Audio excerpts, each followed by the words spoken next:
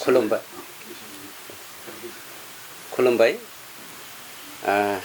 गिबियाव जोंनि बर'लेण्ड हालामनि साफ्रोमबो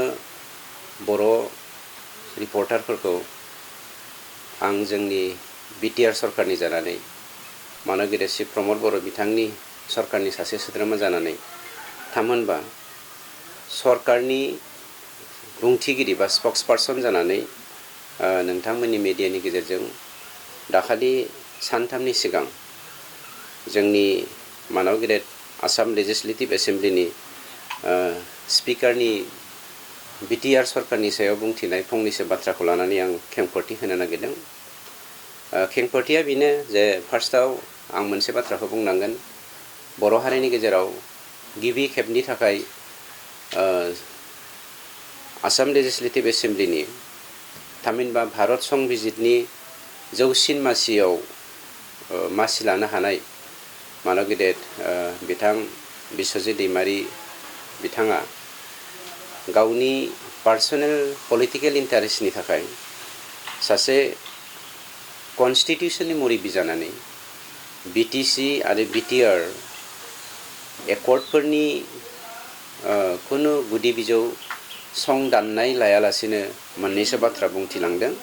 बेखौ लानानै आं दिनै सरकारनि सासे स्पक्सपार्सन हिसाबै खेंफोरथि होनो नागिरदों। गिबियावनो बिथाङा मोनसे बाथ्राखौ नंखाय बाथ्रा बुंदों जे सासे गोथार कन्स्टिटिउसननि संबिजितनि सासे बिगोमा जानानै बिथाङा जा बाथ्राखौ दिनै बिटिसिनि 35,84,000 भारतीय नागरिकनि सिगाङाव नंखाय बाथ्रा बुंबाय। बे नंखाय बाथ्रा बुंनायजों लोगोसे गावखौ थगायसुला बा मिसलिया होननानै बुंना लानायजों लोगोसे एसेबां गोजौ थाखोआव गोजौ मासियाव जिरायनाय सासे बर' लिडारानो जे कन्स्टिटिउसननि बिगोमायानो जुदि नंखाय बाथ्रा बुंनो हायोबा बर' हारिखौ थगायसुला हारि होननानै बिथांनि बुंनायनि गेजेरजों जों दिनै बुंजानायसिम सौफैबाय। बे जोंनि थाखाय लासिंसिं बाथ्रा आरो दुखुनांथाव बाथ्रा। बिथाङा मोनसे बाथ्राखौ होनदों जे बिटिसिआव बोसोरफ्रोमबो गभर्नमेन्ट अफ आसामा एस पार दा एकर्ड अफ 2003 जोंनो जाबायदि एसअपिडिनि गेजेरजों रांनि माबा फैयो बिबां फैयो बेखौ 800 कौटिनि जायगायाव 1000 कौटि हरो आरो बे 1000 कौटि हरनायनिखौ बिसोरो बाहायनो हायैनि जाहोनाव 200 कौटि 300 कौटिया स्टेट गभर्नमेन्टनिसिम गिदिंना थांफिनो बेफोरो मावख'नो हाया होननानै बुंदों। आं रायजो राजानि गेजेराव नोंथांमोननि मिडियानि गेजेरजों बेखौसो दिनै क्लियार मोनसे डेटा हकारै बाथ्रा बुंनो नागिरदों। सैथोआ सोर? कन्स्टिटिउसननि बिगोमा बिथां बिस्वजित दैमारीया सैथो ना मानगेदेर श्री प्रमद बर' बिथांनि दैदेननायाव जोंनि इउपिपिएलनि बिटिआर सरकारा सैथो? बे बाथ्राखौ आं फकास खालामना होनो नागिरदों, क्लियार खालामना होनो नागिरदों जे 2020 मायथाइनि 15 डिसेम्बर खालि मानगेदेर श्री प्रमद बर' बिथांनि दैदेननायाव बिटिआर सरकारा बा इउपिपिएल सरकारा गायसनजादों आरो बेनिनो 2020-21 मायथाइनि जोंनि जा एसअपिडि बाजेट बेयो 677 कौटि 78,10,000 रांमोन। बिथांनि बुंनाय बायदि 1000 नङा।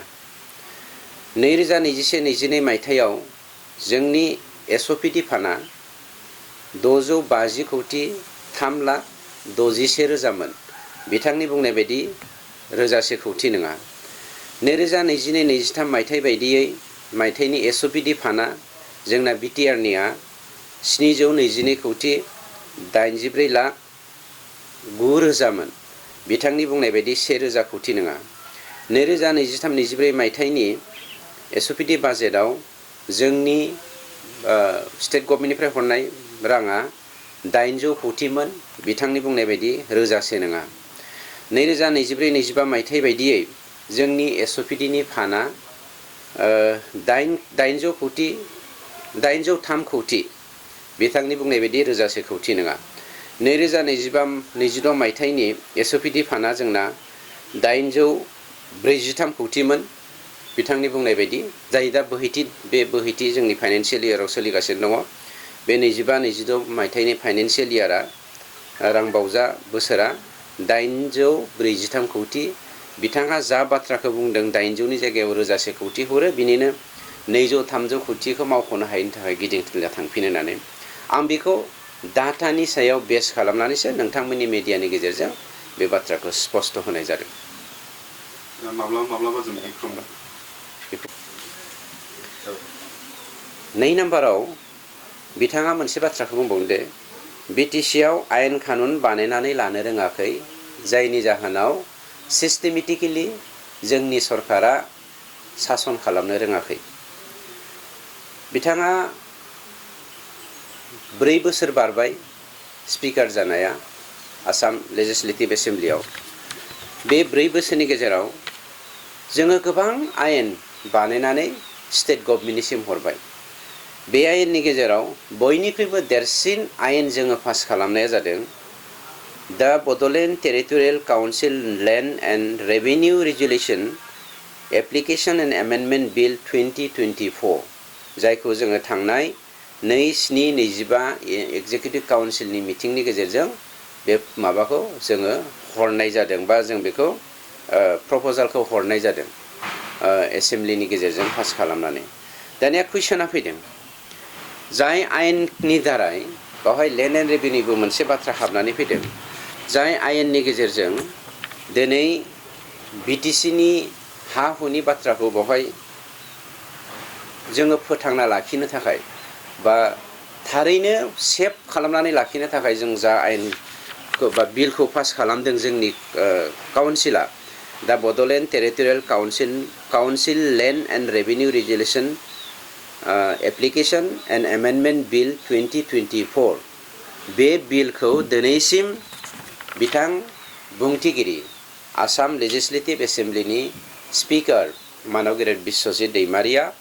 बिटिसिआव बेफोरबायदि आयेना जाथों होननानै आसाम गभर्नमेन्टखौ प्रेसार होआखै बा नारसिनाखै। लोगोसे बे बुस्थुखौ जे केबिनेटआव पास खालामनानै गभर्नरनिसिम एप्रुभेल लानांगौ बेनि खामानिखौ दिनैसिमबो सासे बर'नि फिसा जौसिन कनस्टिटिउसननि मासियाव जिरायनाय सासे दैदेनगिरिया बर' हालामनि जौगानायनि थाखाय खामानि मावाखै बेखौसो आं बुंनो नागिरदों। आरो मोनसे बाथ्राखौ बुंबावनो नागिरदों बे बेलायावनो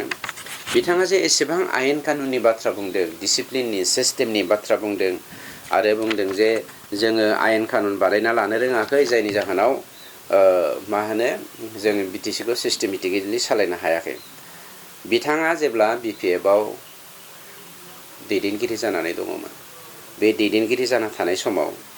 17 बोसोराव बिथांनि दैदेननायावनो बिथांनि एडभाइसआवनो हाग्रामाया मोनसेल' आयेन पास खालामनो हादोंमोन बे जादों बड'लेण्ड फान्ड रुल। 17 बोसोराव मोनसेल' आयेन खालामनो हादों खुनु लेन्ड रुल खालामनो ल' बानायनो हायाखै माबा माबि ल' बानायनो हायाखै। सिस्टेमखौ बिथांमोना 17 बोसोराव खालामनो हायाखै खिन्थु जोङो सिस्टेमाव लांनो थाखाय बिटिसि सरकारा मानव गेदेर श्री प्रमद बर' बिथांनि दैदेननायाव दिनै बिथांबायदि सासे बर' लिडारा संबिजिरनि जौसिन मासियाव जिरायनायावबो बर'नि सायाव जौगाथायखौ लानानै जा आयेन बानायदों बेखौ पास खालामनायाव बिथाङा मालाबाबो हेफाजाब होआखै। आं मोनसे बाथ्राखौ बुंनो होनो नागिरदों जोंनियाव खोब मोनसे जोङो समस्या जाबाय थादों जे जोंनि बिटिसिनि एपिलेट अथरिटिखौ लानानै बे एपिलेट अथरिटिनि सायाव जोंनि माखासे मानसिफोर जाय मानसिफ्रा बिटिसिआव 2003 मायथाइनि 10 फेब्रुवारिनि बिएलटि एकर्डनि गेजेरजों जों जे माखासे मोनथायखौ मोननो हादों बे मोनथायखौ मोनसेयावबो एफिलिएट अथरिटि गैयैनि थाखाय जोङो हानि मोनथायखौ खोमानो थांगासिनो दङ। जायनि जाहोनाव दिनै जोङो हमनानै ला सोरबा सासे मानसिया सिटा नामजारिनि गेजेरजों बेलेन ब्लकनि सिङावहाय जेनेबा हमनानै ला माबा खालामबाय मा होनो हाखौ नामजारि खालामबाय नन ट्राइबेल मानसिया नन प्रटेक्टेड कमिउनिटिया एग्जाम्पल लाइक जोंनि कार्बन फेक्टरि हाग्रामानि दिनाव बिश्वजित दैमारि बिथांनि दैदेननायाव जोंनि चिरां जिल्लायाव धालिगाव मोनसे मा होनो कार्बन फेक्टरि बिथांमोना गायसननानै होदों। बे कार्बन फेक्टरिया कमप्लिटलि इनसाइड दा बेलेन ब्लक दा बे बेलेन ब्लकनि सिङाव नन प्रटेक्टेड कमिउनिटिया जे हाखौ लिज होनायनि खोथाखौ जों जेबो बुङामोन लिज होनायमोनब्ला बेखौ कमप्लिटलि बिथांमोना मा होनो मियादि पाट्टा खालामना होनानै ट्रेन्सफार खालामना होनानै इन्डास्ट्रिखौ गायसनदों दा बेखौ जोङो केन्सेलेसन जेब्ला खालामनो थाङो आसामाव मोनसे सिस्टेम दङ जे सार्कल अफिसारा समस्याखौ समाधान खालामनो हायाबा बियो थोंजोङै स्टेटनि माबानिसिम थाङो डिसिनिसिम थाङो डिसिया हायाबा बिथांमोना बर्ड अफ रेभिनिउ होनाय मोनसे दङ जाय बर्ड अफ रेभिनिउआ एफिलेट अथरिटि खिन्थु जोंहा बर्ड अफ रेभिनिउ गैया लिगेल स्ट्रेंथ गैया जायनि जाहोनाव जोंनिया सार्कल अफिसारा हायै समस्याखौ समाधान खालामनो थाखाय थोंजोङै जइन्ट सेक्रेटारि एबा सेक्रेटारि अफ लेन्ड एन्ड रेभिनिउसिम थाङो खिन्थु जेब्ला जइन्ट सेक्रेटारि एबा secretary of land and revenue डिपार्टमेन्टआ बेखौ सल्युसन खालामनो हाया अब्ला जोंनिया बियो बर्ड अफ रेभिनिउ मोनसे थानांगौ जायो जोंनि काउन्सिलाव खिन्थु बर्ड अफ रेभिनिउ जोङो दानो हायैनि थाखाय बे केसा दिनै बै जोंनि सापागुरिनि जे सरि माबानि बेंटल बे गेटनि ओरैजायनि बे माबाया कार्बन फेक्टरिया दिनै सुप्रिम कर्टसिम थांनो गोनां जादों जायखौ जोङो जोंनियावनो समाधान खालामनो हायोमोन दा बेफोर आयेनखौ बिस्वजित दैमारिया 17 बोसोरनिख्रुइबो बांसिन बिपिएफजों थानाय समाव मानो मावनो हादिया आरो मा जुक्तिजों बे खामानिखौ मावालासिनो बिथाङा दिनै पार्टी बारस्लायनानै गावनि माने पलिसि एडप्टजों व्यक्तिगत सार्थखौ पूरन खालामनो दिनै बिटिसि एकर्ड आरो बिटिआर एकर्डनि सिस्टेमनि बाथ्राखौ बुंदों बे जोंनि थाखाय दुखुनांथाव आरो लासिंसिन बाथ्रा लोगोसेयैनो आं बेवहाय मोनसे बाथ्राखौ सरजाबफानो नागिरदों लेन्ड एन्ड रेभिनिउ डिपार्टमेन्टआव जे जोंहा एफिलेट अथरिटि गैया दा बे एफिलेट अथरिटि गैयैनि जाहोनाव जोङो माखासे खामानिखौ मावनायाव खोब उसुबिदा जादों दा 3 नम्बराव आं लेन्ड इस्युखौ लानानैनो मोनसे बिथाङा बुंबावदों जे लेन्ड इस्युआव सिस्टेम जायाखै क'क्राझाराव नङा ब्लक लेभेलावनो फोजोबनांगौ होननानै बिथाङा मोनसे बाथ्रानो बुंदों आरो ब्लक लेभेलावहाय जाया जि हाखौ फानलाय बायलाय खालामाथों मानो बयहाबो मोन्थाय दङ बेखौ खालामनो होनांगौ होननानै बिथाङा जोंनि हारि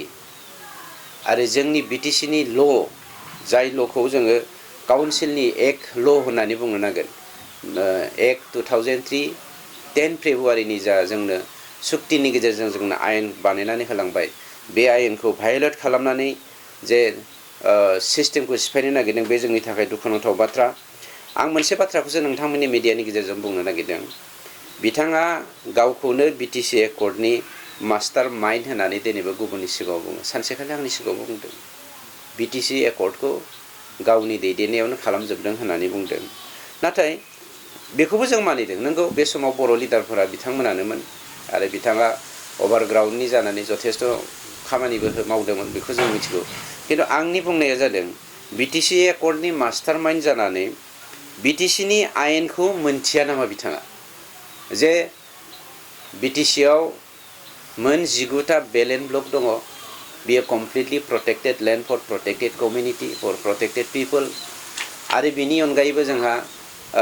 एक्ट 2003 10 फेब्रुवारि दङ बिटिसि माने बिएलटि एकर्ड नैथि बर' एकर्ड बे नैथि बर' एकर्डनि गेजेरजों जायफ्रा बिटिसि एकर्डनि सिगां जोंनि बिटिसिआव दङ बिथांमोननो बनाफाइड सिटिजेन हिसाबै मोनथायखौ होनाय जाथों किन्तु inside the Belen block even though it is he belongs to the BTC or citizen of BTC coming before the 2003 accord जोङो मोनसे बाथ्राखौ बुंनांगोन जे बेलेन ब्लकनि सिङाव बिथाङा बेलेन ब्लक क्रिएशननि सिगां मानसि जानांगोन होनबासो हानि मोनथायखौ मोनगोन दाना कुइसना फैदों बिथाङा जा बाथ्राखौ होनदों दा गफुरनि मानसिफ्रा दिनै हमनानै ला जोंनि माबायाव फैबाय क'क्राझाराव हानि खामानि फैबाय गफुर एरियाया बेलेन ब्लक एरियाबा बे गफुर एरियानि बेलेन ब्लक एरियानि हाखौ प्रोटेक्टेड लेन्डखौ नन प्रोटेक्टेड कम्युनिटिया जायफ्रा प्रोटेक्शन जानायनि सिगांनो बा बेलेन ब्लक जोनोम जानायनि सिगांनो फैयालासिनो उनावसो फैनाय बिथांमोना माबोरै हानि मोन्थाइखौ मोननो हागोन आरो बिथांमोना माबोरै जों हानि मोन्थाइखौ जोङो सोलाय सोल' खालामनो हागोन बेखौ साना हौवा बिस्वजित दैमारि बिथाङा जायखौ जोङो जौसिन कनस्टिटिउसननि मासियाव जिरायनाय होननानै आसाम लेजिस्लेटिभ एसेम्ब्लिनि होननानै जों गनायनानै लायो बिथाङा जे जोंनि बर'लेण्डनिखौ मुलुगनि डास्टबिन हिसाबै बाहायनानै साफ्रोमबो मानसिनोनो हा बायलाय फानलायनि खामानिखौ ब्लक लेभेलावनो फोजोबनानै समाधान खालामनांगौ होनना बुंनाया बेसेबां माहारि सिबिसुला बे जोंनि थाखाय सन्देह दङ।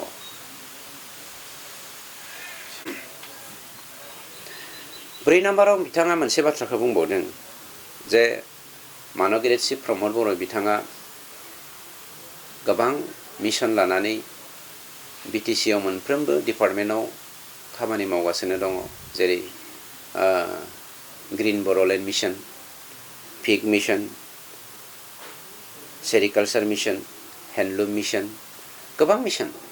जाय मिशनफोरनि गेजेरजों बर'खौ जोङो बर'लेण्डखौ जों मोथांखोर खालामफिननो नागिरदों जाय मिशनफोरनि गेजेरजों बर'फोरखौ जोङो इन्डास्ट्रियास खालामनो नागिरदों जाय मिशनफोरनि गेजेरजों बर'फोरखौ बा बर'लेण्डनि मानसिफोरखौ जोङो सेल्फ डिपेन्डेन्ट खालामनो नागिरदों जाय मिशनफोरनि गेजेरजों जोङो बर'लेण्डनि मानसिफोरखौ लेखा गोरों खालामनो नागिरदों जाय मिशनफोरनि गेजेरजों जोङो बर'लेण्डनि मानसिफोरखौ माने मुलुगनि जौगानाय हारिफोरनि जौगानाय कमिउनिटिफोरजों चेलेन्ज खालामनो हानाय मोनसे कमिउनिटि सृष्टि खालामनो हाथों होननानै Bodofa U N. Brahma IAS super 50 free coaching जोङो गायसनदों बेफोरबायदि मिशनखौ